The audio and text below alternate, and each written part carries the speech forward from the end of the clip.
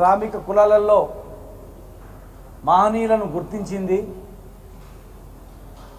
కేవలం 10 సంవత్సరాల తెలంగాణ వచ్చిన తర్వాత 10 సంవత్సరాల టీఆర్ఎస్ పాలన మాత్రమే.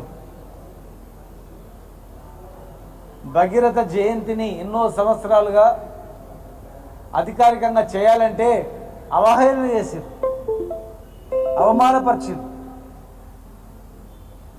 కానీ ఈరోజు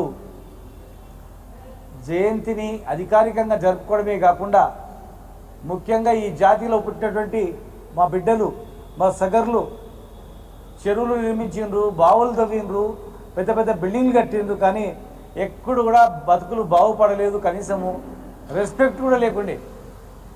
హైదరాబాద్లో ఈ ఆత్మ గౌరవ భవనాలు కట్టడం, భగీరథుని పేరు మీద మిషన్ భగీరథ అని చెప్పి భగీరథ పేరు పెట్టడం,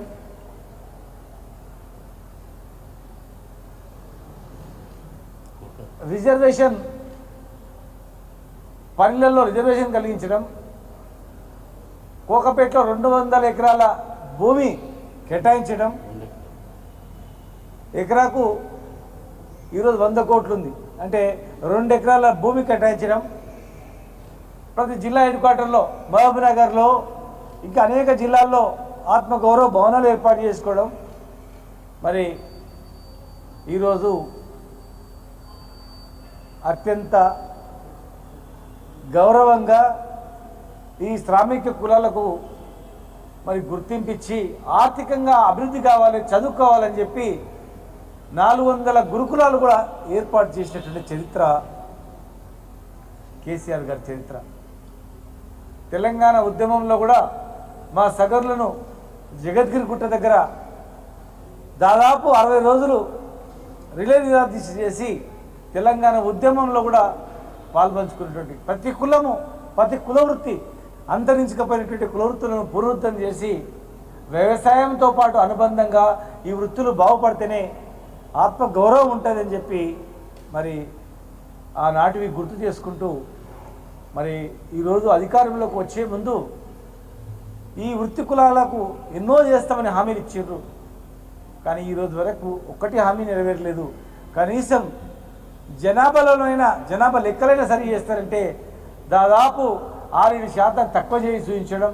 మరి అందరూ సంబంధ వర్గాలు మాకు ఎంత ఉందో లెక్కలేదు ఈ దేశంలో అని చెప్పి దేశంలో ఉన్నటువంటి శ్రామికులందరూ గొడవ చేస్తే ఈరోజు కేంద్రం కూడా దిగొచ్చి మనం రేపు జరగబోయేటువంటి జనగణనలో కూడా కులగణన కూడా చేస్తామని చెప్పినందుకు మరి సక్రమంగా చేసి జనాభా ప్రాతిపదిక మీద ఈ వర్గాలకు అన్ని రంగాల్లో విద్య, ఉద్యోగము అన్నిటికన్నా ముఖ్యంగా చట్టసభలలో వీరికి రిజర్వేషన్ కల్పించినప్పుడు మాత్రమే గౌరవం ఉంటుంది.